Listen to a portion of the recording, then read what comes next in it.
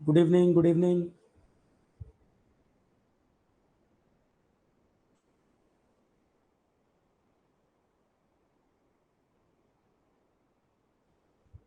Good evening all of you. Audio video सबको clear आ रहा है? एक बार कंफर्म कर दें, फिर हम स्टार्ट करें क्लास।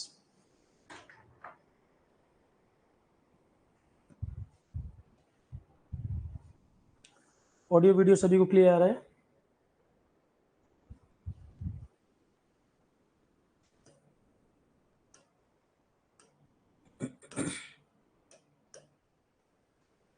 तो अभी तक जो आर ओ वाले स्टूडेंट हैं, स्टेट पीसीएस वाले हैं या एसएससी वाले स्टूडेंट हैं, ज्योग्राफी पॉलिटी दोनों इम्पॉर्टेंट सब्जेक्ट कंप्लीट हो गए, आईसीटी कंप्लीट हो गया। तो प्रीवियस ईयर पेपर वगैरह आप लगा रहे होंगे।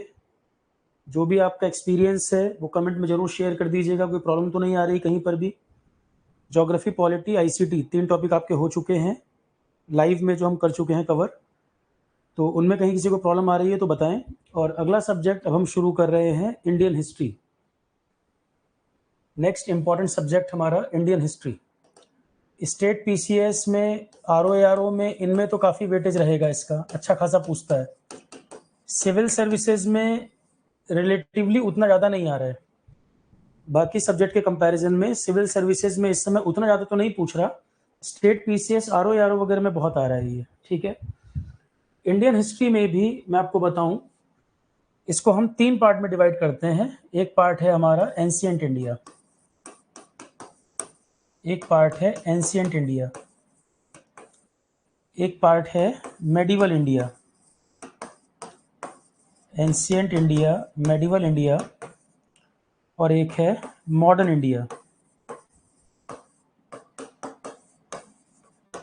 मॉडर्न इंडिया 3 पार्ट में इसको डिवाइड किया गया है।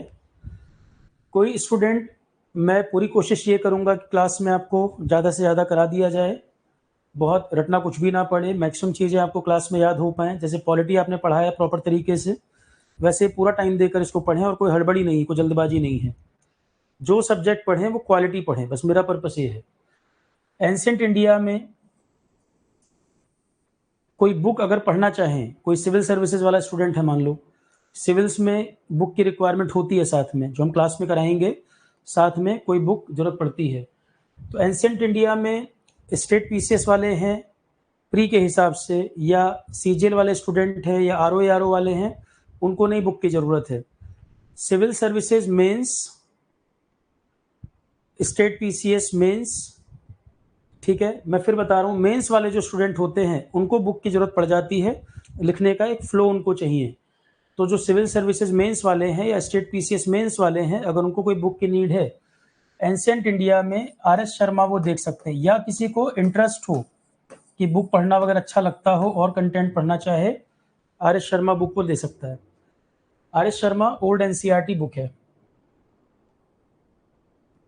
आर.एस. शर्मा जो बुक है ओल्ड एनसीईआरटी, ऑनलाइन देखोगे पीडीएफ वगैरह भी पड़ी होंगी, मिल भी जाएंगी। कोई बुक शॉप वगैरह पे जो पुरानी बुक्स भी रखते हैं वहाँ भी मिल जाएगी। तो मैंने बताया सीजीएल वाले बच्चे, आरओ वाले बच्चे, जेईई वाले या आपका उत्तराखंड वाले, उनको बुक की जरूरत नहीं है। बुक केवल कौन किसको जरूरत है? किसी को इंटरेस्ट हो और जानने के लिए कि सर आपने पढ़ाया, हमें इस चीज में बहुत इंटरेस्ट आ गया, और किसी को कोई बुक पढ़ना चाहे तो आर.एस. शर्मा देख सकता है। या सिविल सर्विसेज मेंस वाले और स्टेट पीसीएस मेंस वाले, जहां डिस्क्रिप्टिव लिखने को आता है, उनको बुक की जरूरत पड़ती है। पहले मैं क्लियर कर रहा हूँ, पढ़ाऊंगा मैं, सारी चीजें समझ में आ जाएंगी, ए टू जेड सारा आपको क्लियर होगा। मेंस में डिस्क्रिप्टिव लिखने के लिए बुक की नीड हो तो ये बुक आप देख सकते हैं, ठीक किताब है ये। मेडिवल इंडिया के लिए, मेडिवल इंडिया यूपीएससी के एग्जाम में तो ज़्यादा नहीं पूछता, कम आते हैं क्वेश्चन इसके, कम पूछता है। उसी तरह से मैंने बताया, इंटरेस्ट के लिए बुक पढ़नी हो या मेंस का पेपर डिस्क्रिप्टिव जहां पर हो, ऑब्जेक्टिव है तो नहीं, डिस्क्रिप्टिव पेपर के लिए बुक की जरूरत पड़े तो इसके लिए ओल्ड एनसीईआरटी आती है सतीश चंद्रा। इसके लिए ओल्ड एनसीईआरटी बुक आती है सतीश चंद्रा। और जो मैं पढ़ा रहा हूं आपको जीएस, कोई बच्चा एनडीए सीडीएस वगैरह की तैयारी कर रहा हो, बहुत हेल्प करेगा ये जीएस, आपको एज इट इज काम आएगा वहाँ। कोई बच्चा अगर आपके जानने में एनडीए सीडीएस का पेपर किसी को देना हो, तो जो जीएस में पढ़ा रहा हूँ वो सारे एग्जाम में काम आएगा। जब मैं आपको प्रीवियस ईयर पेपर सॉल्व कराऊंगा तो एनडीए सीडीएस के पेपर करवाऊंगा, क्योंकि यूपीएससी कराता है वो साल में 2 बार होता है, और जीएससी वहां पर बहुत मेन एरिया पूछता है। एज इट इज कॉपी की लाइनें मिलेंगी आपको, एज इट इज जो मैं जीएस पढ़ा रहा हूँ उन सारे एग्जाम में काम आएगा। कोई एनडीए सीडीएस भी दे रहा है तो आप रिकमेंड कर सकते हैं जो मैं पढ़ा रहा हूँ कंटेंट, वहां पर तो लाइन से क्वेश्चन आपको बहुत ज्यादा मिलेंगे। सतीश चंद्रा, ये भी ओल्ड एनसीईआरटी बुक है। हिस्ट्री में सबसे ज्यादा जो क्वेश्चन आते हैं किसी भी एग्जाम में, अगर मैं मानूं कि मान लो 10 क्वेश्चन आए तो उसमें 60% वेटेज अकेले मॉडर्न इंडिया का होता है। सबसे ज्यादा इंपॉर्टेंट एरिया यहां से आते हैं क्वेश्चन। अब किसी को लग रहा है सर हिस्ट्री बड़ा सब्जेक्ट है, मैं कुछ एरिया को कम टाइम देना चाह रहा हूँ, क्या ज्यादा इंपॉर्टेंट है, क्या पढ़ लूँ, तो कोई भी पेपर में ज्यादा वेटेज होता है मॉडर्न इंडिया का। आप ऐसे समझ लो, अगर 10 क्वेश्चन आए तो 60% अकेला मॉडर्न इंडिया होगा, 60% अकेला मॉडर्न इंडिया होगा, बाकी 40 में दोनों होंगे। ठीक है, तो जो हम क्लास कराएंगे उन चीजों को ध्यान रखूंगा। और एंशियंट इंडिया में भी जो क्वेश्चन बनते हैं ज्यादातर वो बुद्धिज्म जैनिज्म वगैरह पे बनते हैं, ज्यादातर क्वेश्चन बुद्धिज्म जैनिज्म वगैरह पे। तो मॉडर्न इंडिया अगला पार्ट हो गया। मॉडर्न इंडिया में एक बुक तो कोई भी चाहे पढ़ सकता है, कोई भी चाहे तो एक बुक तो पढ़ ही सकता है, बिपिन चंद्रा। डिस्क्रिप्टिव वालों को तो पढ़नी ही है, जिनको मेंस का डिस्क्रिप्टिव पेपर देना हो, बिपिन चंद्रा उनको तो पढ़नी चाहिए। ये भी ओल्ड एनसीईआरटी है, old NCERT. Bipin Chandra modern India की अच्छी किताब है ये, अगर कोई एक बुक पढ़ना चाहे तो बिपिन चंद्रा पढ़ सकते हैं। बाकी डिस्क्रिप्टिव वाले जो हैं उनको ये किताबें हेल्प करेंगी। फिर मैं रिपीट कर रहा हूँ, हिस्ट्री पूरा मैं कराऊंगा, डिटेल में कराऊंगा। डिस्क्रिप्टिव मेंस जिनको देना है, थ्योरी लिखनी है, तो कुछ बुक की हेल्प ले सकते हैं साथ में। जितना हमने कराया सब कुछ समझ आ गया, बुक आपको और वैल्यू एडिशन कर देगा लिखने के फ्लो में, कंसेप्ट तो वही रहने वाला है। मॉडर्न इंडिया ज्यादा पूछता है, इन तीनों में अगर आप सीक्वेंस में अरेंज करें तो सबसे ज्यादा वेटेज है मॉडर्न इंडिया, उसके बाद एंशियंट, उसके बाद मेडिवल। इंपॉर्टेंस के हिसाब से देखें, अगर एग्जाम के इंपॉर्टेंस के हिसाब से अरेंज करें, अगर आरओ हो, स्टेट पीसीएस हो, सिविल सर्विसेज हो, एनडीए सीडीएस हो, कोई भी पेपर में देखें सबसे ज्यादा weightage modern India. Modern India के बाद आता है एंशियंट इंडिया, एंशियंट के क्वेश्चन ज्यादा आते हैं, और एंशियंट के बाद लास्ट में मेडिवल, मेडिवल इंडिया। ये ऑर्डर है एग्जाम में जिस तरह से पूछा जाता है। मॉडर्न ज्यादा पूछता है, एंशियंट कम पूछता है, मेडिवल इंडिया इन तीनों में सबसे कम। एंशियंट इंडिया में भी बहुत इंपॉर्टेंट एरिया है बुद्धिज्म जैनिज्म। यहाँ पे मैक्सिमम टाइम आपको क्वेश्चन एंशियंट इंडिया में दिखेगा तो बुद्धिज्म जैनिज्म पे नजर आएगा क्वेश्चन आपको, बुद्धिज्म जैनिज्म, और एक आपका मौर्य एम्पायर, मौर्य एम्पायर। ये 3 एरिया से क्वेश्चन आपको ज्यादा देखने को मिलेंगे। पढ़ना तो पूरा ही है, पर ज्यादा क्वेश्चन आपको यहाँ से देखने को मिलते हैं, कि एक आध क्वेश्चन तो हर पेपर में इनसे आ ही जाता है। ठीक है जी श्रीवास्तव, में एक एक करके सारी चीजें बता रहा हूँ, पहले सुन लो ध्यान से। ये समझ आ गया। सिविल सर्विसेज वाले बच्चों को मॉडर्न इंडिया में बिपिन चंद्रा एनसीईआरटी के अलावा एक और बुक पढ़नी चाहिए। Modern India Bipin Chandra NCERT के अलावा, जैसे एनसीईआरटी सिविल सर्विसेज में लोग क्या बोल देते हैं कि 6 to 12 सारी किताबें पढ़ो। सारी क्यों पढ़ो? 6, 7, 8 में जो पढ़ोगे वो 9, 10 में दिया हुआ है, 9, 10 में जो पढ़ोगे वो फिर से 11, 12 में दिया है। भाई 11, 12 की बुक पढ़ रहे हो, समझ नहीं आएगी तब तो लोअर क्लास की बुक की जरूरत है। 6 to 12 सारा क्यों पढ़ने की जरूरत है? लिमिटेड एनसीईआरटी की जरूरत है। जब टीचर ने क्लास में पढ़ा दिया, पूरा समझा दिया, अब 6, 7 की किताब क्यों पढ़ने की जरूरत है? Limited NCERT books. जैसे ज्योग्राफी में भी मैंने 2 एनसीईआरटी बोली थी, पॉलिटी में केवल 1 एनसीईआरटी बोली थी, उसके अलावा एम लक्ष्मीकांत बोला था। सिविल सर्विसेज के लिए हिस्ट्री में मॉडर्न इंडिया में एक बुक ऐड करनी पड़ती है। एंशियंट और मेडिवल तो एनसीईआरटी से काम चल जाता है, सिविल्स के लिए बोल रहा हूँ। एंशियंट और मेडिवल में काम चल जाता है एनसीईआरटी से। मॉडर्न में बिपिन चंद्रा ओल्ड एनसीईआरटी तो पढ़नी चाहिए, इसके अलावा एक किताब और ऐड करनी चाहिए मॉडर्न इंडिया में। 2 किताबों में से कोई एक किताब आती है India's struggle for independence, penguin जो पब्लिकेशन है उसकी है, इंडियाज स्ट्रगल फॉर इंडिपेंडेंस, एक ये बुक आती है। बाई बिपिन चंद्रा। एक तो बिपिन चंद्रा की एनसीईआरटी है, उसके अलावा डिटेल बुक अगर कहो रिफ्रेशर के रूप में एक बीआर किताब आती है, India's struggle for independence by Bipin Chandra. पर ये थोड़ी मोटी किताब है बड़ी इंटरेस्टिंग, लिखी बहुत अच्छी तरीके से है, पर थोड़ी सी मोटी बुक है, India's struggle for independence by Bipin Chandra. इसके अलावा लोग क्या कहते हैं, सिविल सर्विसेज में सिलेबस ज़्यादा होता है, प्री है, मेंस है, बहुत कुछ पढ़ना होता है, तो इसकी जगह एक और किताब से पिछले कुछ साल में काम चल गया है। उतनी डिटेल बुक तो नहीं है पर उससे भी काम चल जाता है। स्पेक्ट्रम की एक बुक आती है, मॉडर्न इंडिया की एक बुक आती है स्पेक्ट्रम की। तो पहले तो बिपिन चंद्रा ही ज्यादा चलती थी, पर पिछले कुछ साल में जैसे हिस्ट्री के क्वेश्चन कम हुए, मॉडर्न इंडिया बहुत ज्यादा नहीं पूछा गया, तो मॉडर्न इंडिया के लिए स्पेक्ट्रम पढ़ के भी लोग काम चला लेते हैं। इन दोनों में से कोई एक किताब जरूरत पड़ती है। तो फिर से मैं रिपीट कर रहा हूं एक बार, हिस्ट्री 3 पार्ट में बटा है, ancient India R S Sharma old NCERT book, medieval India Satish Chandra old NCERT, modern India Bipin Chandra old NCERT. Civil services वालों को तो पढ़नी ही पढ़नी है, सिविल सर्विसेज वालों को ये किताबें मैंडेटरी हैं, पढ़ना ही पढ़ना है। कोई कुछ भी शॉर्टकट बताए, कोई कुछ भी बोले, पर आपको ओरिजिनली इन एनसीईआरटी को तो पढ़ना ही पढ़ना है। जैसे पॉलिटी में इंडियन कॉन्स्टिट्यूशन एट वर्क एक बुक पढ़नी है, ज्योग्राफी में सिविल सर्विसेज वालों को 2 किताबें, इंडिया फिजिकल एनवायरनमेंट और फंडामेंटल्स ऑफ फिजिकल ज्योग्राफी, वो 2 किताबें। उसके अलावा जीसी लियोंग, वो मस्ट टू रीड वाली बुक्स बोल रहा हूं मैं, जिनको आप स्किप नहीं कर सकते। मॉडर्न इंडिया में बिपिन चंद्रा, और इन दोनों में से कोई एक, या तो स्पेक्ट्रम, आजकल ट्रेंड में स्पेक्ट्रम ही ज्यादा है पिछले कुछ साल से, डिटेल कोई पढ़ना चाहे तो बिपिन चंद्रा देख सकता है। अब आप कहेंगे सर हम तो सिविल्स की तैयारी नहीं कर रहे, तो मैंने पहले ही बोला आपको, आरओ एआरओ वाले जो बच्चे हैं, स्टेट पीसीएस वाले जो बच्चे हैं, ऑब्जेक्टिव क्वेश्चन जहां तक बात है, जो हम क्लास कर रहे हैं वो मोर देन इनफ है। मेंस में आपको कंटेंट जो चाहिए उसके लिए भी काफी है, पर जहां डिस्क्रिप्टिव लिखने को आता है, जिन पेपर में डिस्क्रिप्टिव है, ध्यान रखो, ये किताबें सिविल सर्विसेज के अलावा उन बच्चों को भी हेल्प करेंगी जिनको डिस्क्रिप्टिव एग्जाम देने हो। हिस्ट्री आ रहा हो डिस्क्रिप्टिव पेपर हो, पॉलिटी आ रहा हो डिस्क्रिप्टिव हो, सारे कंसेप्ट बता दिए, सब कुछ समझा दिया, पर डिस्क्रिप्टिव में जो लिखने का एक फ्लो है, कंसेप्ट आपको बता दिया, दिमाग में बैठ गया, सर ने पढ़ाया, अब जो लिखने का फ्लो है, बुकिश लैंग्वेज जो थोड़ी सी है, वो एक फ्लो बनने लगता है, इसलिए डिस्क्रिप्टिव में बुक की जरूरत पड़ती है। क्लियर हो गई बात? स्टेट पीसीएस वाले जब डिस्क्रिप्टिव देंगे तब उनको ये बुक हेल्प करेगी, बाकी आरओ वगैरह उनको बुक की जरूरत नहीं है, जो क्लास में करा रहा हूँ काफी होगा। कोई अपने इंटरेस्ट के लिए पढ़ना चाहे तो इनमें से कोई किताब पढ़ सकता है। जो मैंने ज्योग्राफी में भी आपको बोला है, पॉलिटी में भी बोला है, वही चीज मैं हिस्ट्री में भी कह रहा हूँ। अलग अलग एग्जाम की रिक्वायरमेंट अलग अलग है। मैंने हिस्ट्री पॉलिटी में भी कुछ बुक रिकमेंड की थी डिस्क्रिप्टिव के हिसाब से, यहाँ पे ही बता दिया। बाकी एग्जाम के लिए जो मैं करा रहा हूँ, सीजीएल है, आरओ है, स्टेट पीसीएस ऑब्जेक्टिव है, इवन सिविल्स ऑब्जेक्टिव में भी जो हम कर रहे हैं काफी काम तो वही आ जाएगा। एनडीए सीडीएस में भी जो हम क्लास कर रहे हो काम आ जाएगी। उसके अलावा एक टॉपिक आता है आर्ट एंड कल्चर।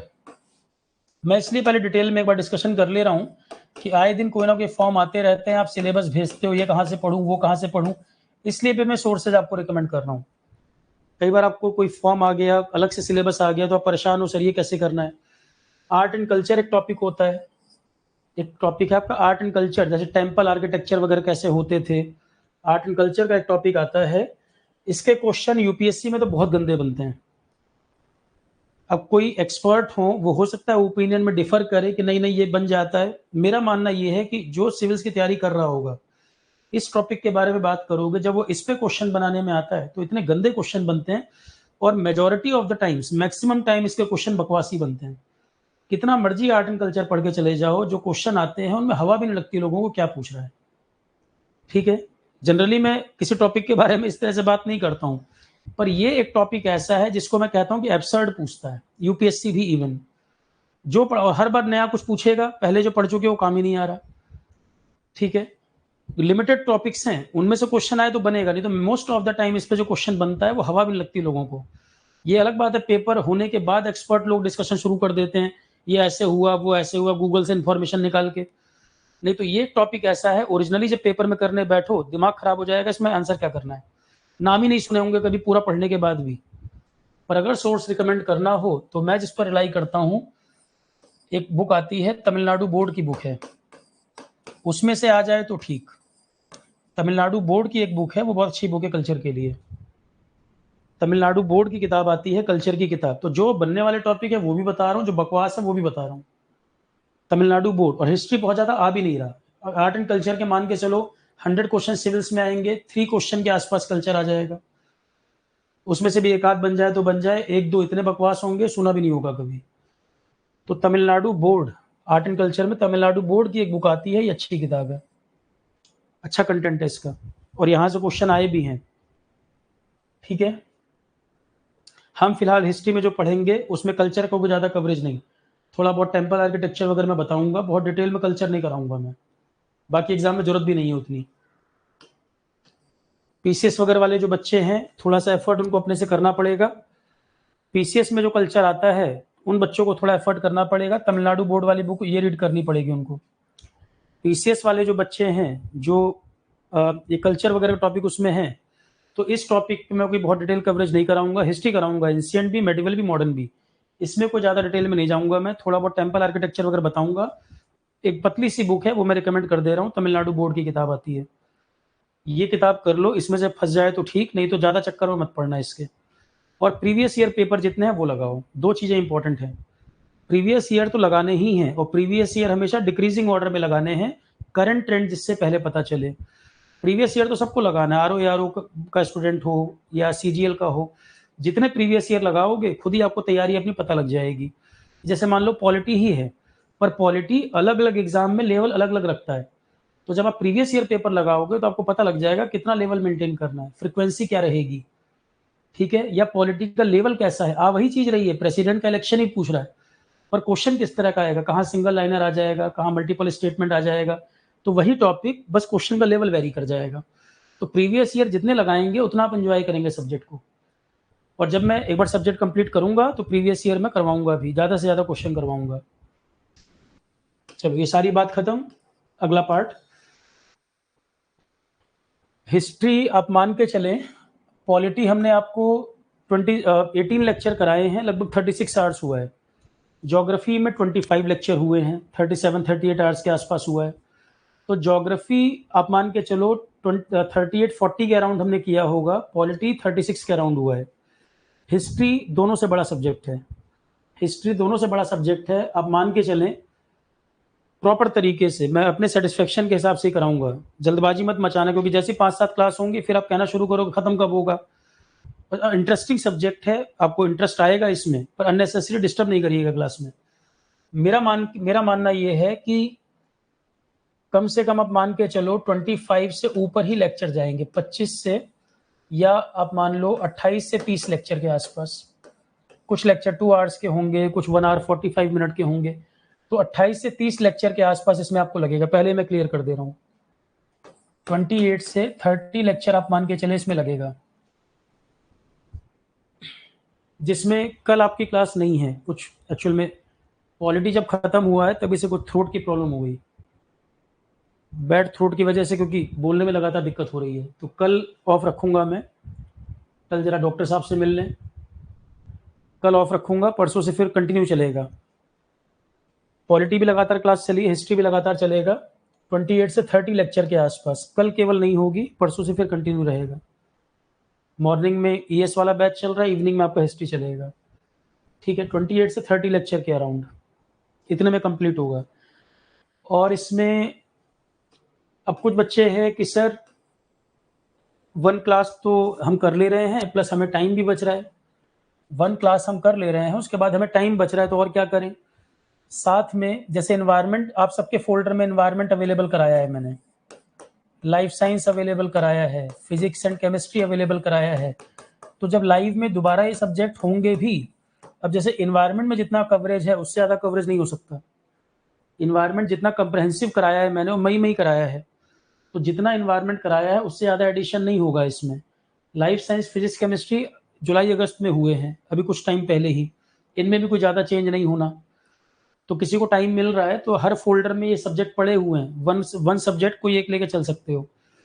ज़्यादा बेटर है लाइफ साइंस या एनवायरनमेंट लेके चल सकते हो, क्योंकि मैं हिस्ट्री खत्म होने के बाद आपको करंट अफेयर कराऊंगा। हिस्ट्री जब खत्म होगा तब मैं करंट अफेयर कराऊंगा आपको। तो इन्वायरमेंट और लाइफ साइंस, इनमें से कोई सब्जेक्ट लेके चल सकते हो आप, या ऐसा कर सकते हो एक subject GK and current affair GK and current affair, इसके कई सारे लेक्चर पड़े हुए हैं।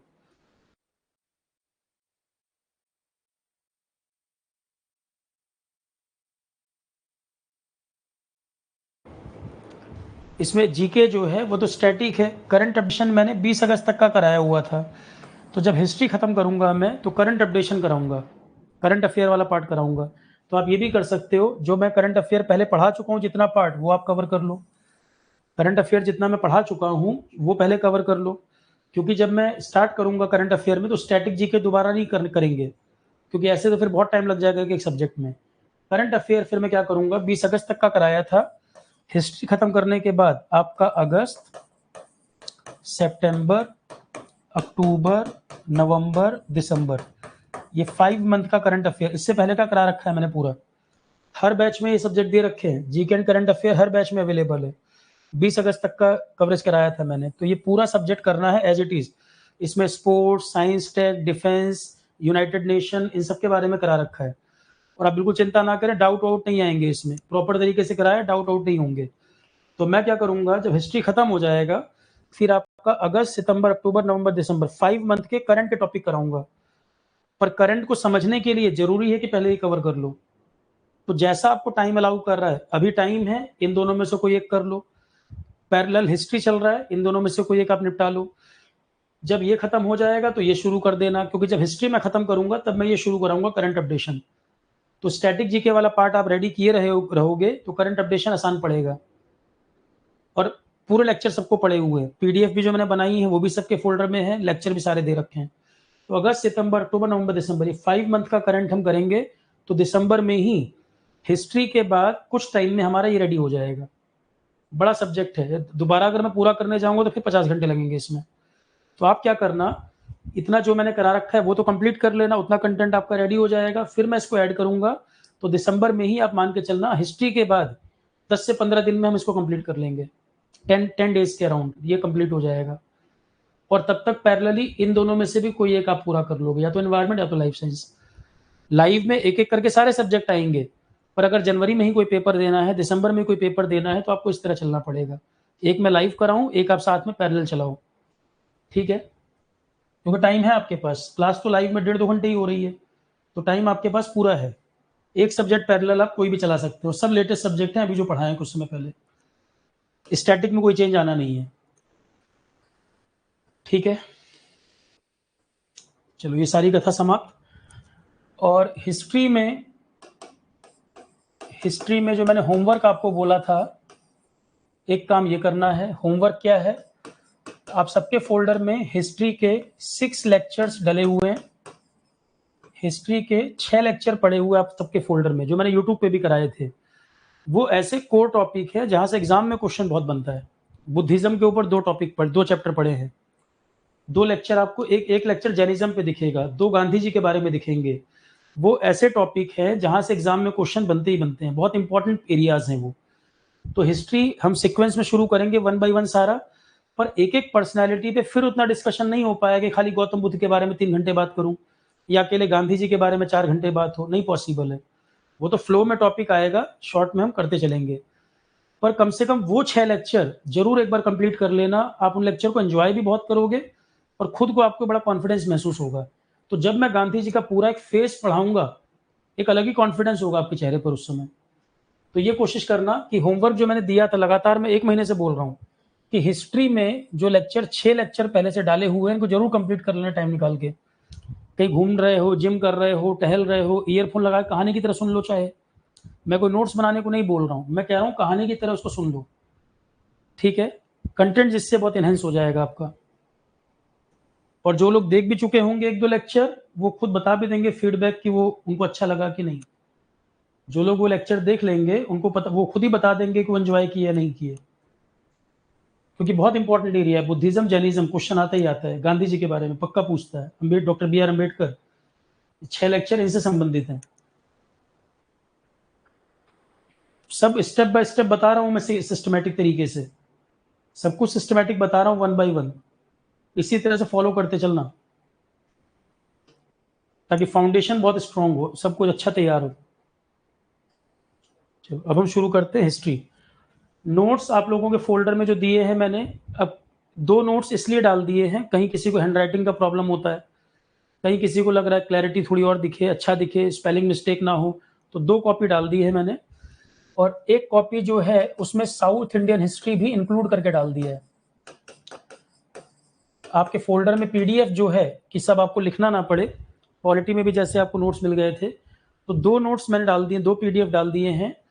एक नोट्स हैं जिसमें south India history, common area दोनों में सेम है, पर साउथ इंडियन हिस्ट्री जो है वो एक नोट्स में पड़ा हुआ है। 2 नोट्स पड़े हैं, एक में साउथ इंडियन हिस्ट्री भी ऐड कर दी गई है, चोल के बारे में, चोल राजा थे, मराठा एम्पायर के बारे में, तो विजयनगर एम्पायर के बारे में और डिटेल, तो साउथ इंडियन हिस्ट्री का पार्ट उसमें ऐड कर दिया गया है। एक कॉपी में वो है और एक कॉपी में ये नहीं है, तो दोनों नोट्स पड़े हैं, प्लस बाकी कंटेंट दोनों में कॉमन है, बाकी कंटेंट दोनों में सेम है। ठीक है, एक में ये अलग से डाल दिया साउथ इंडियन हिस्ट्री, कुछ एग्जाम में क्वेश्चन आ जाते हैं, 1-2 क्वेश्चन कभी, तो उसमें ज़्यादा कराया था मैंने एक बैच में। बाकी कंटेंट दोनों में कॉमन, राइटिंग क्लैरिटी प्रिंट किसका अच्छा आएगा वो आप देख सकते हो अपने हिसाब से, क्योंकि एक कॉपी पड़ी होती है तो कभी स्पेलिंग की दिक्कत है, कभी आपको लग रहा है डार्क आ रहा है प्रिंट, तो दोनों ऑप्शन है। तो मेरी तरफ से हर चीज़ का ध्यान रखा गया है कि कंप्लीट आपको सारी चीज़ें मिले, प्रॉब्लम ना आए। ठीक है,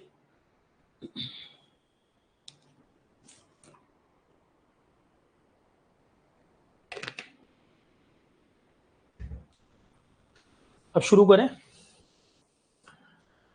तो 2 तरीके हैं, या तो हम सीधे मॉडर्न इंडिया से पढ़ाना शुरू करें या एंशिएंट इंडिया से पढ़ना शुरू करें। देखो एक चीज़ ध्यान रखना, एंशिएंट से भी शुरू कर सकते हैं, मॉडर्न से भी शुरू कर सकते हैं, तो ये आप ही बताइए सही तरीका तो क्या है। पहले एंशिएंट पढ़ें, उस पर जब एक अंडरस्टैंडिंग बन जाए फिर हम मेडिवल को समझें, फिर हम मॉडर्न की तरफ आए, मतलब जो सीक्वेंस एक्चुअल है हम उसके अकॉर्डिंग चलें। पर ये फिर आप कमिटमेंट रखिएगा, ये एश्योरेंस रखिएगा कि मॉडर्न तक आते आते आप अपना जो पेशेंस है वो मेंटेन रख पाओ। नहीं तो सबसे इंपॉर्टेंट एरिया है मॉडर्न, और वहां तक आते आते आपको लगता है कि ज्यादा टाइम हो गया, हिस्ट्री ज्यादा हो गया, मतलब पेशेंस रखना पड़ेगा, समझ में सब कुछ अच्छे से आएगा, इवन सब्जेक्ट को एंजॉय भी करोगे, पर मॉडर्न इंडिया तक आते आते पेशेंस बनाए रखना। सही तरीका हिस्ट्री पढ़ने का है एंशिएंट, मेडिवल, फिर मॉडर्न। हम मॉडर्न भी पहले पढ़ा सकते हैं, कोई प्रॉब्लम नहीं है, पर अगर इतना पेशेंस रखेंगे कि भाई सीक्वेंस में चलें और मॉडर्न तक आते आते पेशेंस बनाए रखो, ऐसा ना हो जब हम मॉडर्न इंडिया में एंटर करें तो क्लास आधी हो जाए, स्ट्रेंथ आधे लोग गायब हो जाएं, पहले ही गिव अप कर दें, क्योंकि सब्जेक्ट बड़ा है, मैंने पहले ही आपसे बोला। ठीक है, अब क्योंकि ज्योग्राफी पॉलिटी वगैरह पढ़ भी चुके हैं तो मुझे लगा इंटरेस्ट आपका जीएस में बन गया होगा, अब प्रॉब्लम होनी नहीं चाहिए।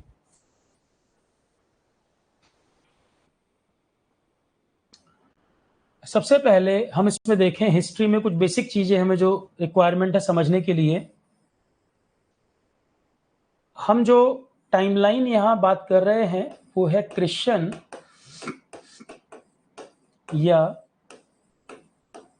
ग्रेगोरियन कैलेंडर बोलते हैं इसको। जो कैलेंडर हम लोग फॉलो करते हैं, टाइम जो फॉलो करते हैं, वो हम क्रिश्चियन या ग्रेगोरियन कैलेंडर को फॉलो करते हैं। पोप ग्रेगरी पोप कौन है? क्रिश्चियनिटी में आपने देखा होगा जो एक कैप सी लगाते हैं, क्रिश्चियनिटी में बहुत टॉप पोस्ट पे पोप माने जाते हैं ना, Vatican city pope, Vatican city pope. तो पोप ग्रेगरी थे, उनके नाम पर ग्रेगोरियन वर्ड आया, तो क्रिश्चियन या ग्रेगोरियन कैलेंडर के नाम से बोलते हैं, इंग्लिश कैलेंडर जो हम फॉलो करते हैं। इसका जो रेफरेंस लिया जाता है, ये टाइमलाइन डिसाइड कैसे होती है?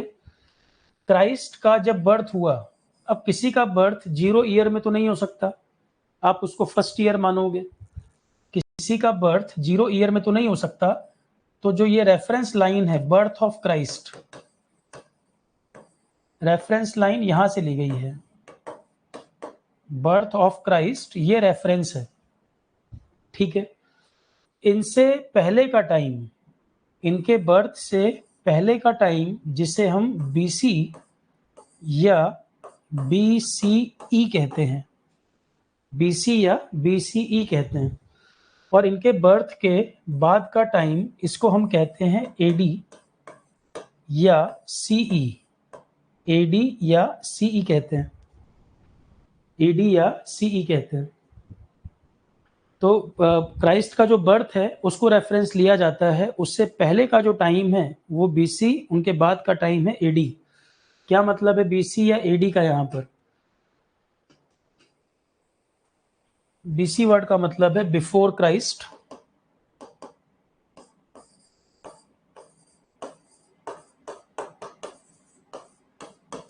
Before Christ.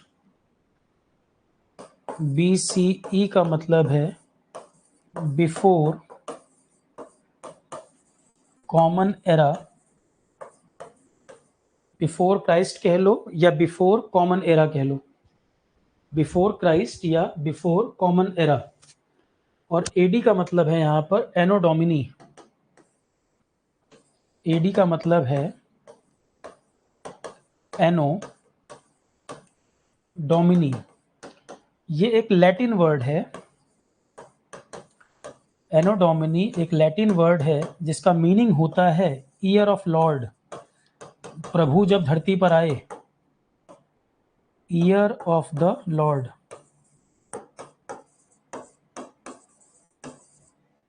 ये मतलब है एनो डोमिनी शब्द का मतलब ईयर ऑफ द लॉर्ड, प्रभु जब धरती पर आए। और सीई वर्ड का मतलब है कॉमन एरा। सीई वर्ड का मतलब है क्रिश्चियन एरा या कॉमन एरा। इंग्लिश कैलेंडर का रेफरेंस अगर लें तो ये नाम है बीसी, बिफोर क्राइस्ट या बिफोर कॉमन एरा, क्राइस्ट का birth. AD anno domini Latin word है meaning year of the Lord. CE का मतलब है क्रिश्चियन एरा या कॉमन एरा, इस नाम से जाना जाता है, क्रिश्चियन एरा या कॉमन एरा। अंकित साहू, अगर बहुत शॉर्टकट में हो कंपटीशन में तो ये अप्रोच सही नहीं है। मैंने पहले ही बोला कि कई लोग पेशेंस लास्ट तक लूज कर देंगे जाते जाते। इसका मतलब आपके दिमाग में भी है कि बस सीधे मॉडर्न हिस्ट्री पढ़ लूं बाकी छोड़ दूं। ये मैंने आपको बताया पैटर्न कुछ साल से चला है। एकदम से अगर किसी में ज़्यादा पूछ देगा ना एंशियंट, फिर दिक्कत हो जाएगी। ये ट्रेंड चला है, ट्रेंड चला है का मतलब ये नहीं कि हमेशा ऐसा होगा। सही तरीका यही है कि एंशियंट पढ़ें, फिर मेडिवल पढ़ें, फिर मॉडर्न पढ़ें। कि एक बार हिस्ट्री पढ़ रहे हैं कायदे से पढ़ लें, कंसेप्ट को बिल्डअप करते हुए, वो सही प्रोसेस है। और पढ़ रहे हो तो पेशेंस बना के पढ़ो, हड़बड़ी मत करो। जब मैं पढ़ाने में कमी नहीं कर रहा हूँ, कैसी भी स्थिति में पढ़ा जरूर रहा हूँ। क्लास आपकी सिर्फ उस स्थिति में कैंसिल होती है जब बहुत इमरजेंसी हो जाए, या बोल ही ना पाऊँ, या आवाज़ ही नहीं निकल रही है, केवल बहुत इमरजेंसी होगी तब क्लास कैंसिल होती है। नहीं तो मुझे पढ़ाने में जब कोई प्रॉब्लम नहीं है, मैं पूरे पेशेंस के साथ पढ़ा रहा हूँ, तो आपको भी पढ़ना चाहिए। या तो मेरे एंड से कमी लग रही हो, लापरवाही लग रही हो, तो आप लापरवाही करो। पेपर आपको देना है और मैं मेहनत में कमी नहीं कर रहा हूँ। मैक्सिमम चीज़ें मैं सोच रहा हूँ करा दूँ, क्वेश्चन भी कराऊँ। क्योंकि मैं, मेरा पर्पस ही क्या है कि सिलेक्शन आपका हो। मैं, आप टाइम दे रहे हैं या पैसा भी आपका इन्वेस्ट हुआ, जो भी समय भी लग रहा है, उससे ज़्यादा इंपॉर्टेंट चीज़ है टाइम। तो कम से कम वो सिलेक्शन में कन्वर्ट तो हो। कि अभी की मेहनत एग्जाम में आपको जब क्वेश्चन दिखे तो चेहरे पे खुशी है कि मेजोरिटी क्वेश्चन लाइन से बन रहे हैं। पेपर तुम दे रहे होगे, ध्यान मेरा लगा होगा कि लाइन से क्वेश्चन मुझे पता है कि वहां दिखेंगे तुमको, और उससे ज्यादा बना के आओगे। कितना ही टफ पेपर आ जाए, बाहर जब लोग निकल के चर्चा कर रहे होंगे तुम और उससे ज्यादा करके आओगे। बहुत गंदा पेपर आ गया, लोगों के 50% भी नहीं बन रहे, तो भी तुम्हारे 60% बनेंगे। पर वो बनेंगे तब तुम में और बाकियों में अंतर यही रहेगा कि सिस्टमेटिक तरीके से टीचर पढ़ा रहा है और तुम पेशेंस के साथ उसको फॉलो करते चलो। ज्योग्राफी में तुम देख चुके हो, पॉलिटी में देख चुके हो, इन्वायरमेंट मैंने पढ़ाया है, वो चाहो तो करके देख लो। जितने मर्जी क्वेश्चन पुराने लगाओ, खुद ही पता चल जाएगा। मैं तो बार बार कह रहा हूँ किसी का ब्लाइंड फॉलोवर नहीं बनो, क्वेश्चन ज्यादा लगाओ। जब मैं क्वेश्चन करवाऊंगा तब भी आप देखेंगे, अपने से क्वेश्चन करोगे तब भी आपको पता चलेगा। ठीक है, तो टाइमलाइन हमें कैसे फॉलो करनी है, कैसे चलना है। एक बात बताओ, मैथमेटिक्स में जैसे नंबर लाइन का कंसेप्ट होता है, जैसे मैथमेटिक्स में नंबर लाइन का कंसेप्ट है, बिल्कुल वैसे ही हमें समझना है इसको। जैसे अगर मैं यहां पर बैठा हूं, जैसे मान लो यहाँ +7 है ना, यहां पर अगर +7 है कोई नंबर और +7 पर आना है, तो मेरे ज्यादा क्लोज ये -5 है और नंबर लाइन पे ये -7 है। मेरे ज़्यादा क्लोज कौन होगा? मैग्नीट्यूड में तो 7 आपको बड़ा लग रहा है देखने में अगर साइन ना देखे, और 5 आपको नंबर देखे तो छोटा लग रहा है, पर हमारे ज़्यादा क्लोज कौन होगा? ये डिस्टेंस कम है इसके कंपैरिजन में। 5 से यहाँ तक की डिस्टेंस कम है, यहाँ से डिस्टेंस ज़्यादा है। इसी तरह से हिस्ट्री को हमें पढ़ना है। जब भी BC लिखा होगा, बिफोर कॉमन एरा या बिफोर क्राइस्ट की बात होगी, जितना बड़ा नंबर होगा वो उतनी पहले की बात है। जैसे मैं आपसे कहूं 10,000 BC, 10,000 BC हमसे, और हम यहाँ पे अभी कहाँ हैं? हम अभी हैं, आज कितनी डेट हो गई? 5 नवंबर 2023। हम यहाँ पे हैं। अभी जो करंट एरा है वो 2023। कॉमन एरा या इसको करंट एरा भी कह सकते हो। कॉमन एरा, क्रिश्चियन एरा, या इसको आप करंट एरा भी कह सकते हैं, इस नाम से भी बोल सकते हैं, करंट एरा। कहीं कहीं आपको ये नाम भी मिलेगा, करंट एरा। ठीक है। एनो डोमिनी लैटिन वर्ड है, ईयर ऑफ द लॉर्ड, ये भी कहते हैं। क्रिश्चियन एरा, कॉमन एरा या करंट एरा, इसमें कोई भी नाम से बोल दो। उसी तरह से BC वाले को before current era, before common era, before Christ, कोई भी नाम से बोल दो। मैं आपसे कह रहा हूं अभी हम हैं 2023 में, तो अगर मैं आपसे कहूं कि हमारे ज्यादा क्लोज कौन सा इवेंट हुआ है, जैसे मैं आपसे पूछूं 10,000 BC, ये तो इतना पुराना टाइम है जब स्टोन टूल्स इस्तेमाल होते थे, पत्थर वगैरह के वो वेपन यूज करते थे, इतना पुराना समय है 10,000। और अगर आप बात करेंगे 600 BC की, तो ये तो मगध एम्पायर के समय है, मगध एम्पायर के आसपास की बात है। फिर आप कहेंगे सर 500 BC के आसपास गौतम बुद्ध का समय है, महावीर स्वामी का समय है। तो जितना क्लोज आप जाओगे, 321 बोलोगे, मौर्य एम्पायर का समय। तो जितना क्लोज, जो नंबर देखो यहाँ पे नंबर क्या हो रहे हैं, डिक्रीज कर रहे हैं ना ये, तो वो आपके क्लोज उतना है इवेंट। मतलब 2300 अगर पकड़े हड़प्पा सभ्यता, तो 2300 अगर आप देखोगे तो हमसे इतनी दूर की बात है। 2023 ये और 2300 और पीछे की बात है, ऐसे समझना है। तो जब मैं बिफोर कॉमन एरा या BC की बात करूंगा तो ईयर डिक्रीजिंग टर्म में बोलूंगा।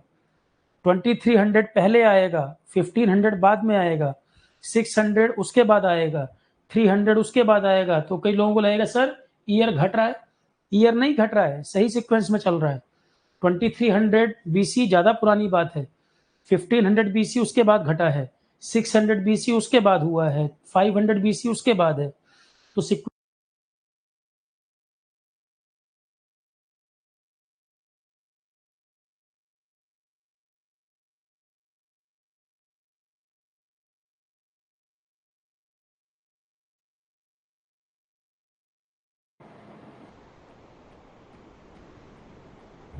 ऑडियो वीडियो क्लियर आ रहा है सभी को? कुछ ग्लिच आ रहा है बीच बीच में। ऑडियो वीडियो क्लियर आ रहा है सभी को? स्क्रीन चली गई थी अभी 2-4 सेकंड के लिए। ऑडियो वीडियो क्लियर आ रहा है? तो जो ईयर, जब हम BC में बात करेंगे तो ईयर डिक्रीजिंग टर्म में आएगा। जो बात की घटना है वो कौन सी है? 10,000 पुराना है, 2300 उसके बाद का है, 1500 उसके बाद का है, 1000 उसके बाद का, 500 उसके बाद। और AD में हम बात करेंगे इंक्रीजिंग ऑर्डर में। AD में बात करेंगे इंक्रीजिंग ऑर्डर में, दिल्ली सल्तनत, मुगल एम्पायर, ब्रिटिश आए, अभी 2023 चल रहा है, ये इंक्रीजिंग ऑर्डर में होगा। ठीक है। मल्टीपल टाइम ग्लिच हो रहा है। अभी सारे पॉइंट समझ आए हैं? मैं कई कई बार तो रिपीट कर रहा हूँ, 2 बार अभी तक ऐसा कुछ ग्लिच हुआ है, पर मैं बार बार रिपीट कर रहा हूँ। अभी तक सारे पॉइंट क्लियर हैं या कुछ मिस हो रहा है तो मुझे बताएं।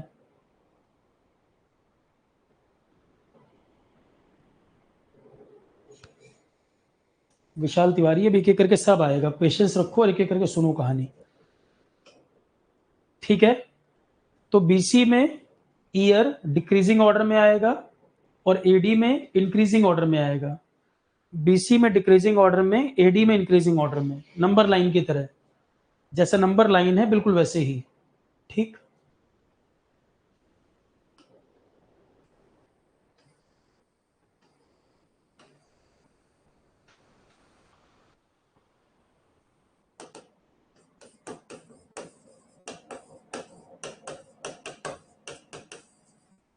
इंडियन हिस्ट्री को हम 3 पार्ट में डिवाइड करते हैं। वन इज एंशिएंट इंडिया, जिसमें हम कहां से कहां तक का डिस्कशन करेंगे। Pre historic times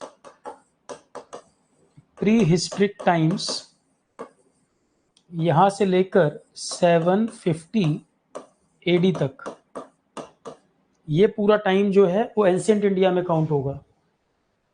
medieval India start होगा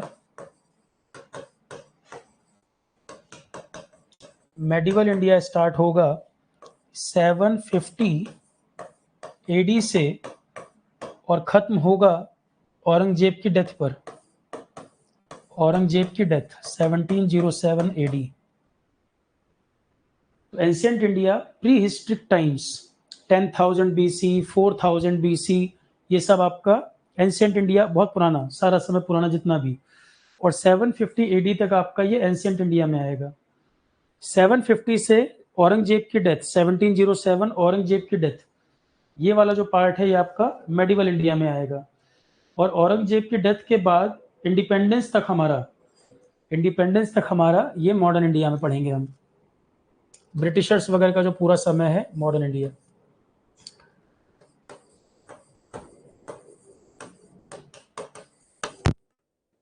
मॉडर्न इंडिया में हमारा डिस्कशन होगा 1707 एडी से लेकर 1947 एडी।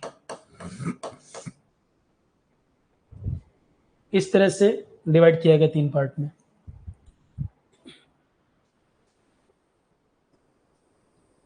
कहां से कहां तक की घटनाएं किस टाइम में है, एंशिएंट, मेडिवल, मॉडर्न।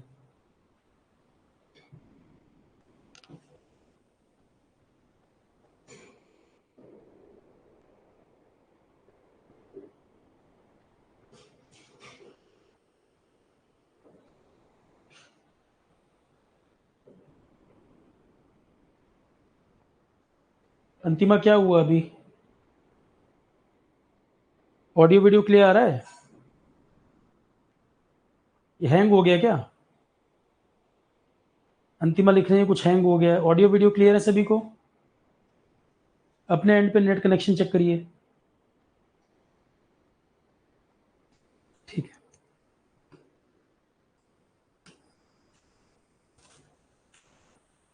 अब इसमें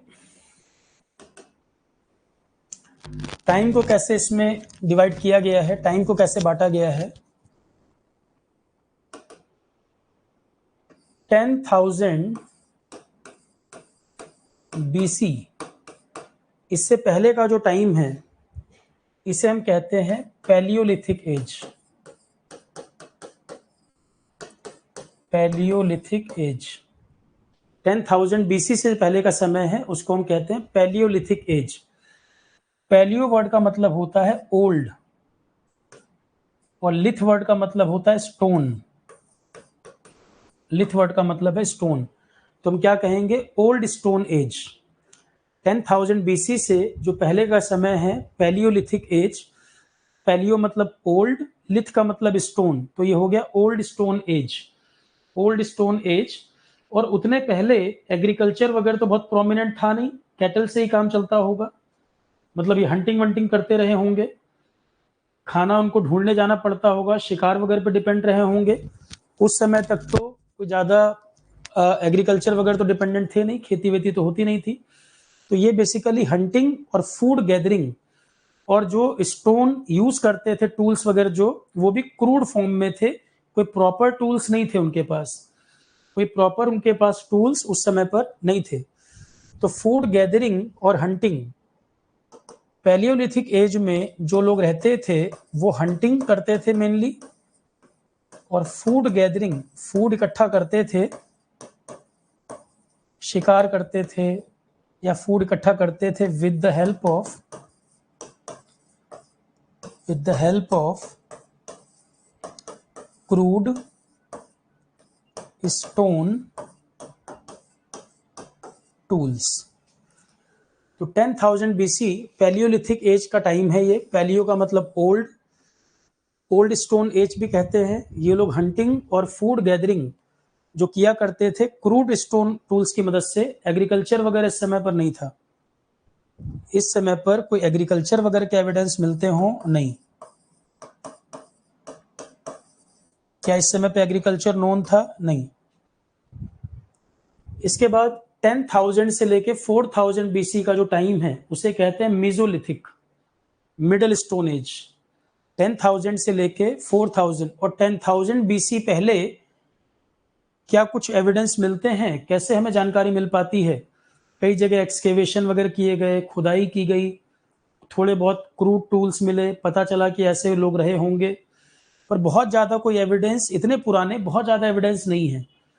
तो इसके बारे में बहुत ज़्यादा इंफॉर्मेशन की एग्जैक्ट, जितना हमें मेडिवल इंडिया का पता है या जितना हम बुद्ध और जैन जैन धर्म की बात करते हैं, उतनी ज़्यादा जानकारी हमें नहीं मिल पाती, क्योंकि उतना पुराना टाइम है, उतने पुराने एविडेंस हमें बहुत ज़्यादा अवेलेबल नहीं है। तो जो चीज़ें मिली हैं उसके बेसिस पे कुछ चीज़ें हम बता पाए कि वो लोग हंटिंग, फूड गैदरिंग करते रहे होंगे, क्रूड स्टोन के टूल्स थे, और एग्रीकल्चर वगैरह उस समय कोई बहुत ज़्यादा नोन नहीं है, एग्रीकल्चर वगैरह के एविडेंस नहीं मिलते। ठीक है, इतनी पुरानी सभ्यता का मैं आपको एक पेंटिंग दिखाता हूँ। इनके एक एविडेंस मिले थे, एक पेंटिंग है ये देखो।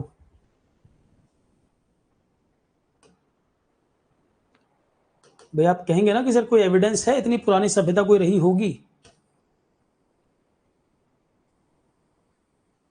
ये इमेज देखो, यहाँ लग रहा है ये रॉक के ऊपर कुछ बनाया हुआ है, रॉक के ऊपर कुछ चीजें बनी हुई हैं। तो कार्बन डेटिंग वेटिंग करके रॉक वॉक का टाइम तो पता लग ही जाता है कितनी पुरानी रही होंगी। ये भीमबेटका है, भीमबेटका मध्य प्रदेश, भोपाल से अराउंड 50 किलोमीटर के आसपास है। भोपाल से अराउंड 50 किलोमीटर के आसपास है भीमबेटका। और ये जो पेंटिंग्स हैं, पेंटिंग तुम्हें लग रहा है सर पेंटिंग है ये, हाँ ये पेंटिंग ही है, पेंटिंग ही है। और इसका जो टाइम अराउंड 10,000 ईयर से भी पुराना है, ये 10,000 ईयर से भी पुराना माना जाता है भीमबेटका की जो पेंटिंग्स हैं। कई बार क्वेश्चन आता है, pre historic rock cave painting, गुफाओं में पत्थरों पर पेंटिंग की गई, और प्री हिस्ट्रिक टाइम की। प्री हिस्ट्रिक मतलब वही 2,000 साल से भी पुराना, 3,000 साल पुराना, 5,000 साल पुराना, 10,000 ईयर्स ओल्ड, इतना पुराना। तो Bhimbetka rock cave paintings 10,000 year से भी ज्यादा ओल्ड है। और इसी यही इंपॉर्टेंस है इसका, इसको यूनेस्को हेरिटेज साइट में भी शामिल किया हुआ है। यूनेस्को जो इंटरनेशनल ऑर्गेनाइजेशन है, हेरिटेज वगैरह को प्रोटेक्ट करने के लिए भी वो काम करता है। इंडिया की 42 साइट अभी तक उसमें आ चुकी हैं, भीमबेटका पहले से है उसमें। तो ताजमहल है, भीमबेटका है, बहुत सारी साइट हमारी हैं, 42 हैं अभी तक। इसमें ये वाली जो साइट है भीमबेटका, ये भी पहले से यूनेस्को का पार्ट है। इंडिया की 42 साइट अभी तक यूनेस्को में शामिल है। तो 10,000 ईयर्स ओल्ड पहले का कोई एविडेंस, एग्जाम्पल भीमबेटका मैंने बताया।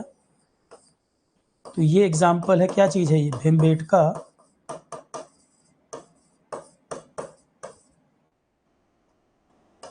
रॉक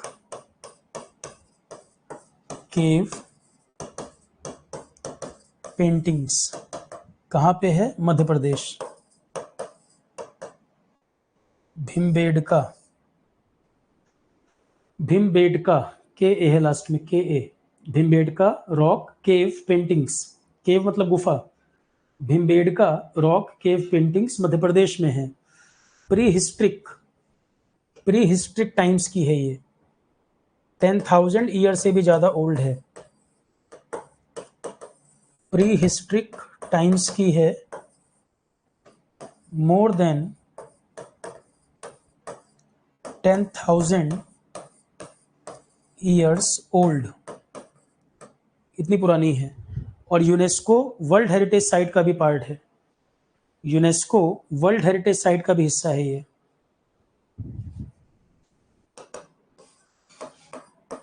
पार्ट ऑफ यूनेस्को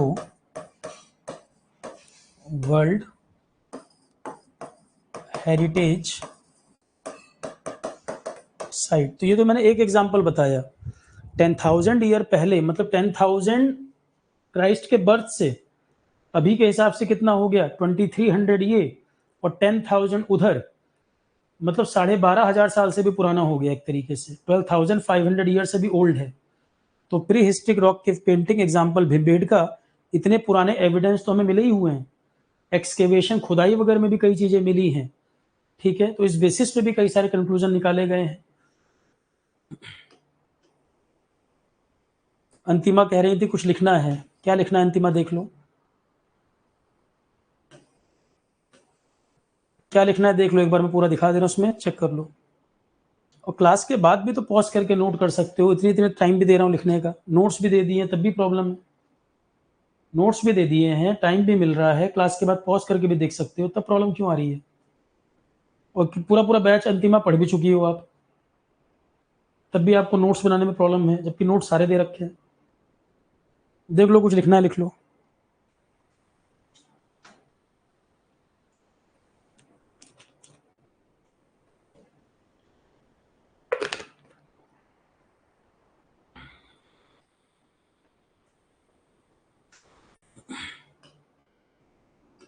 यही नोट करना था क्या अंतिमा?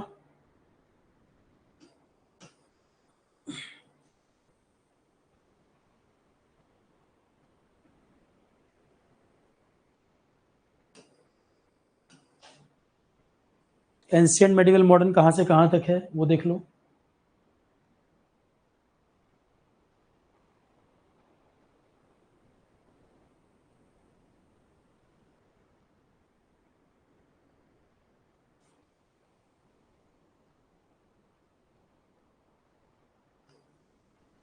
तो अभी मैंने पहला बताया टाइम आपको, 10,000 बीसी से पहले का टाइम पैलियोलिथिक एज बोला जाता है, ओल्ड स्टोन एज कहते हैं। हंटिंग या फूड गैदरिंग वगैरह के एविडेंस मिलते हैं। Crude stone tools, proper stone tools नहीं, क्रूड स्टोन टूल्स जिनकी प्रॉपर शेप वगैरह नहीं थी, उनकी मदद से वो लोग अपना शिकार वगैरह किया करते थे।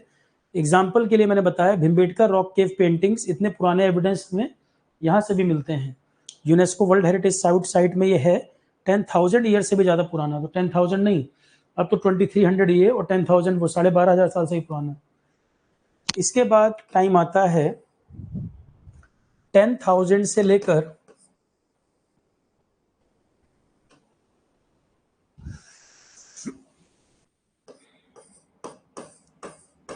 10,000 बीसी से लेकर 4,000 बीसी, इस टाइम को कहा जाता है mesolithic,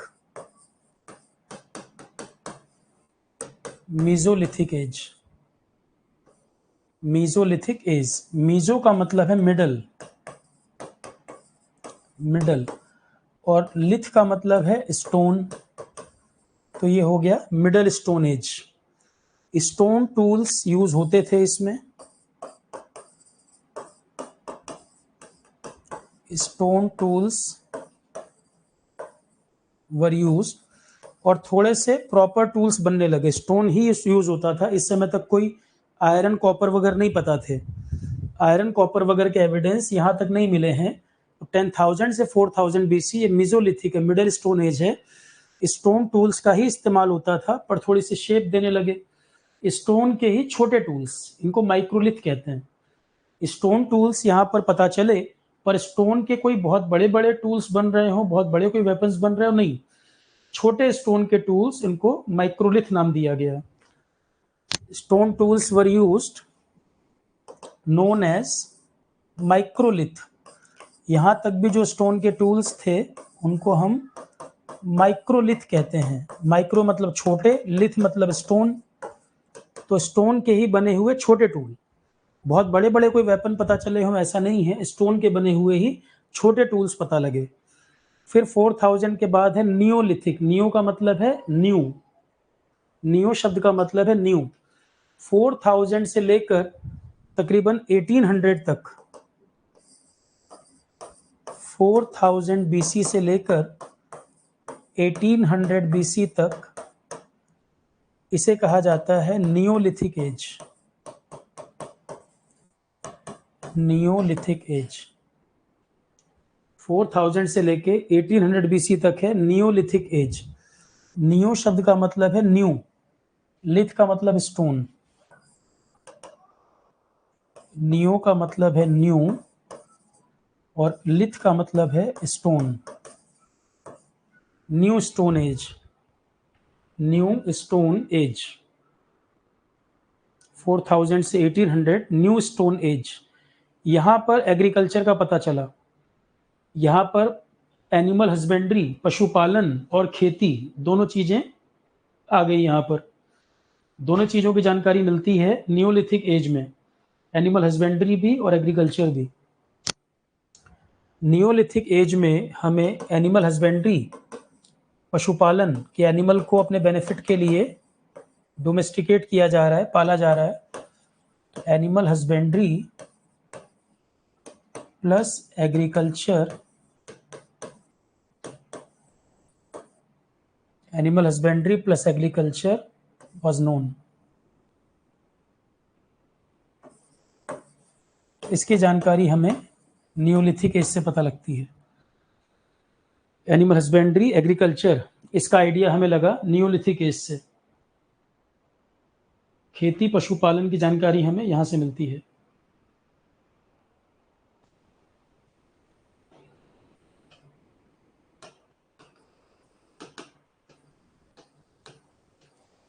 animal husbandry plus agriculture were known. Neolithic age के ठीक बाद का समय, नियोलिथिक एज के ठीक बाद का समय उसको कहते हैं chalcolithic age. Chalcolithic age, chalco word का मतलब है कॉपर। तो 4000 से 1800 BC neolithic age, animal husbandry, agriculture दोनों का पता चला। इसके बाद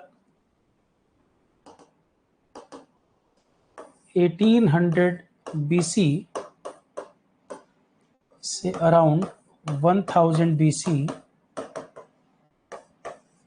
that is chalcolithic as.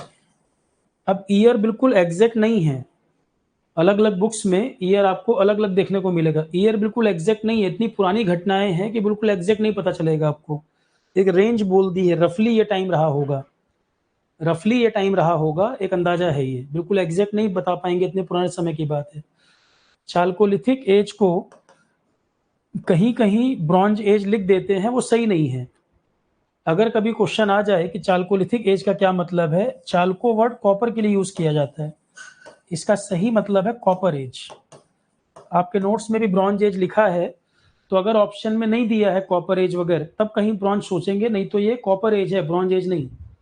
Copy में भी ठीक कर लेना इसको। कॉपी में मैंने समझाया यही था कि चाल्कोलिथिक एज जो है, सही नाम इसका कॉपर एज है। पर अगर मान लो छोटा मोटा कोई पेपर दे रहे हैं, बहुत ध्यान से नहीं बनाया गया, तो कहीं कहीं एक आध जगह आपको चाल्कोलिथिक कोई लिख देते हैं ब्रॉन्ज एज, जबकि वो सही नहीं है। चाल्कोलिथिक एक्चुअली ब्रॉन्ज एज और नियोलिथिक के बीच का टाइम था। चाल्कोलिथिक एज नियोलिथिक और ब्रॉन्ज एज के बीच के टाइम को बोलते हैं। सही आंसर ये है, पर कहीं कहीं इसमें गलती रहती है। चाल्कोलिथिक एज का मतलब है कॉपर एज, ब्रॉन्ज एज अभी रुक जाओ बता रहा हूं मैं। या तो सीधे सीधे ये लिखा आ जाए chalcolithic age, copper age. Year मैंने लिख दिया है पर एग्जैक्ट नहीं है, मैं फिर बोल रहा हूं आपको, रफली माना जाता है कि लगभग इस समय का रहा होगा। और चाल्कोलिथिक एज जो मैं बोल रहा हूं वो सिर्फ इंडिया के कंटेक्स्ट में नहीं बोल रहा हूं। कॉपर एज इंडिया, साथ में जो उस समय सिविलाइजेशन थी, चाइना, इजिप्ट, मेसोपोटामिया, उनको भी कवर करके बात कर रहे हैं। ये सिर्फ इंडिया में ऐसा हो रहा है, सिर्फ इंडिया नहीं है ये। चाल्कोलिथिक एज जो मैंने टाइम लिखा है, इंडिया और इसके आसपास की जो सिविलाइजेशन थी उनको ध्यान में रख के लिख रहा हूं मैं।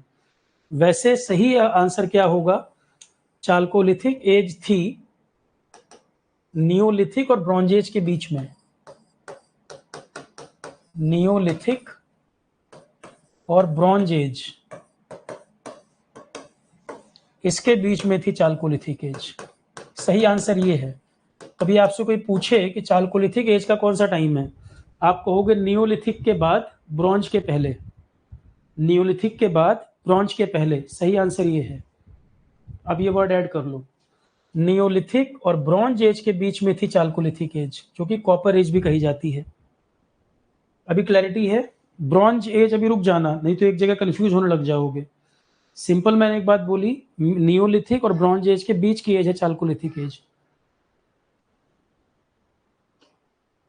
या इसमें चाहो तो ईयर मत मेंशन करो, और अच्छा तरीका है कंफ्यूजन अवॉइड करना है तो ईयर मेंशन मत करो, क्योंकि ईयर पे क्वेश्चन नहीं बनेगा। ईयर पे क्वेश्चन नहीं बनेगा, वो कहना यही चाह रहा है क्रोनोलॉजी क्या है। क्रोनोलॉजी क्या है, नियोलिथिक के बाद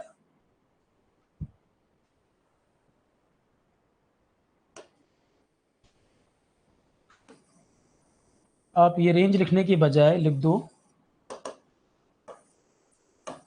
अराउंड 1800 BC, ऐसे लिख के छोड़ दो इसको। पूरी रेंज मत लिखो, आप यहां तक लिख के छोड़ दो अराउंड 1800 BC। ये था चाल्कोलिथिक एज। तो 3 बताए मैंने, पैलियोलिथिक, मेसोलिथिक, नियोलिथिक। नियोलिथिक के जस्ट बाद है चाल्कोलिथिक। पैलियो, मीजो, नियो, उसके ठीक बाद चाल्कोलिथिक एज। तो फर्स्ट नोन मेटल, उससे पहले आप देख रहे हैं कि स्टोन का यूज हो रहा है। अब क्वेश्चन आ जाए कि फर्स्ट नोन मेटल कौन सा था, आप कहेंगे copper. First known metal, iron यहां तक नहीं पता है, आयरन बहुत बाद में पता चला है। फर्स्ट नोन मेटल, अब एक क्वेश्चन निकल के आया कि सबसे पहला मेटल जो पता चला था कौन सा था, कॉपर। ये हमारा क्वेश्चन है। चाल्कोलिथिक वर्ड का इंपॉर्टेंस यहां पर क्या है, पहला मेटल जो हम जानते हैं वो कॉपर है।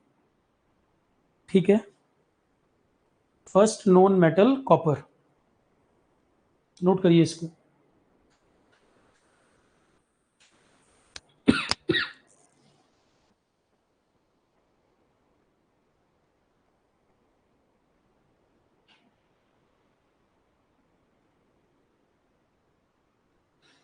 First known metal copper. और चाल्कोलिथिक कॉपर एज है, ब्रॉन्ज एज नहीं। कॉपर एज ना दिया हो तब मजबूरी में टिक करना पड़ जाएगा, मजबूरी में टिक करना पड़ जाएगा। अगर यहाँ पर कॉपर एज नहीं लिखा है तब दिमाग लगाना पड़ेगा कि क्वेश्चन गलत है वो, और गलत में ही तब सोचना पड़ेगा। फिर से रिपीट कर रहा हूं, चाल्कोलिथिक एज कॉपर एज है, ब्रॉन्ज एज नहीं। चाल्कोलिथिक एज कॉपर एज है, ब्रॉन्ज एज नहीं। पर अगर कॉपर एज नहीं दिया हो तो मजबूरी में ब्रॉन्ज सोचना पड़ेगा, वो सही नहीं है। सही मायने में चाल्कोलिथिक एज नियोलिथिक और ब्रॉन्ज एज के बीच का टाइम है। करेक्ट आंसर ये है, नियोलिथिक और ब्रॉन्ज एज के बीच का टाइम है चाल्कोलिथिक। ठीक है, मैं फिर रिपीट कर रहा हूं, चाल्कोलिथिक जो है नियोलिथिक और ब्रॉन्ज एज के बीच का टाइम है, उसका मतलब कॉपर एज है, ब्रॉन्ज एज नहीं। यार क्या प्रॉब्लम है, लैगिंग हो रही है क्या, ऑडियो वीडियो लैग कर रहा है, ऑडियो वीडियो लैग कर रहा है क्या?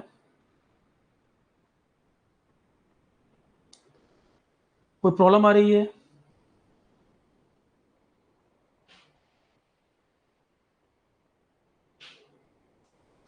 तो नियोलिथिक और ब्रॉन्ज एज के बीच बीच का टाइम है चाल्कोलिथिक, जिसको हम कॉपर एज कहते हैं।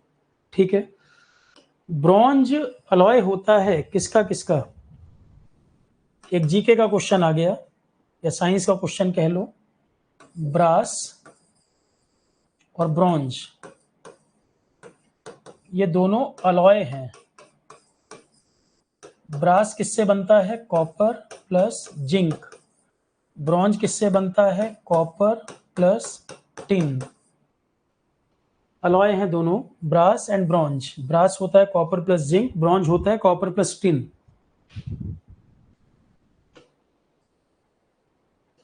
ये अलग से नोट कर लो, ये साइंस का क्वेश्चन हो गया। अलॉय, ब्रास और ब्रॉन्ज क्या है, दोनों ही अलॉय हैं। ये कॉपर प्लस जिंक को मिला के बनता है, ये कॉपर प्लस टिन को मिला के बनता है।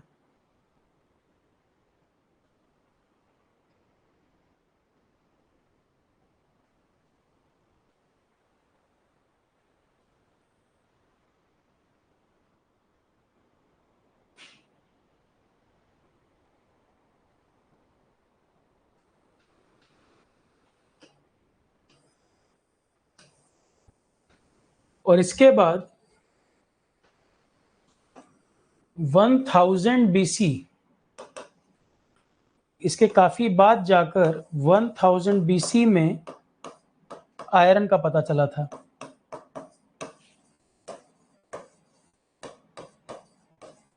आयरन पता चला है 1000 BC में जाकर, काफी बाद में। आयरन जो है काफी बाद में पता चला, तो आयरन एज का जो टाइम है बहुत बाद का है। आयरन एज जो बोलते हैं वो बहुत बाद का समय है। आयरन 1000 BC, आयरन जो मालूम चला है 1000 BC, ये फिर आयरन एज का टाइम है, 1000 BC आयरन एज। तो थोड़ा सा मैंने टाइम का आपको क्लासिफिकेशन कर दिया, टाइम का थोड़ा सा आइडिया लग गया है। ये है iron age.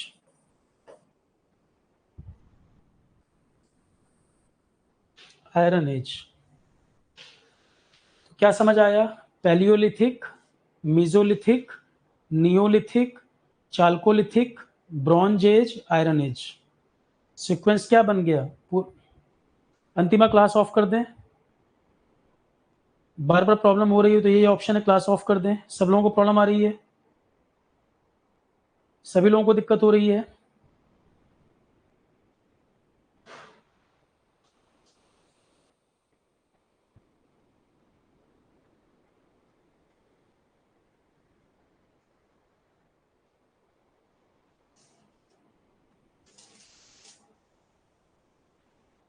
Audio video clear है? कोई प्रॉब्लम हो रही है? हैंग हो रहा है वीडियो? ज़्यादा प्रॉब्लम है तो ऑफ करें। आप बताओ जैसे भी कोई दिक्कत है तो। अभी अंतिमा अपने एंड पे नेट कनेक्शन को चेक करिए, बार बार क्लास को डिस्टर्ब करने की बजाय अपने एंड पे नेट कनेक्शन को भी चेक कर लीजिए। प्रॉब्लम होगी तो बाकी सबको भी होगी। हर लाइन पर आप मत डिस्टर्ब करिए, ठीक है? तो सीक्वेंस मैंने बताया, पैलियोलिथिक, मीजोलिथिक, नियोलिथिक। हमने पढ़ लिया क्या? Palaeolithic, mesolithic, neolithic, chalcolithic, bronze age, iron age. हमने ये सीक्वेंस पढ़ा है बस। अभी सिर्फ हमने यहां तक का डिस्कशन किया है। Palaeolithic, mesolithic, neolithic, chalcolithic, bronze age, iron as.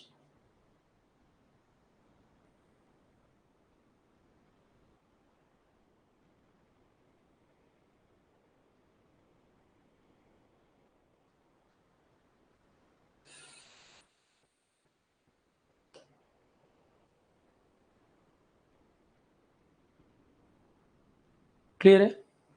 अभी हमने ये सीक्वेंस पढ़ा है पैलियो से लेके आयरन एज तक।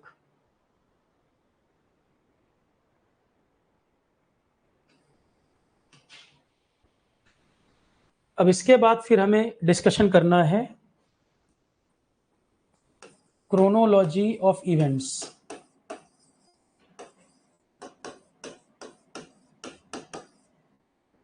Chronology of events.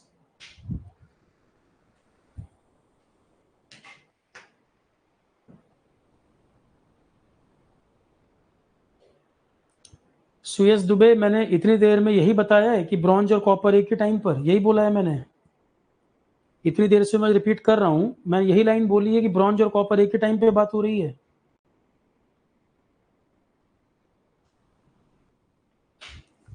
मैंने कितनी बार आपको बोला है सुयस? सही आंसर है नियोलिथिक और ब्रॉन्ज एज के बीच का टाइम चाल्कोलिथिक है। साफ साफ लिख दिया है यहां पर, ये है चाल्कोलिथिक। नियोलिथिक के बाद ब्रॉन्ज एज के पहले, इसमें क्या प्रॉब्लम है? नियोलिथिक के बाद और ब्रॉन्ज एज के पहले ये टाइम है चाल्कोलिथिक। क्लियर है?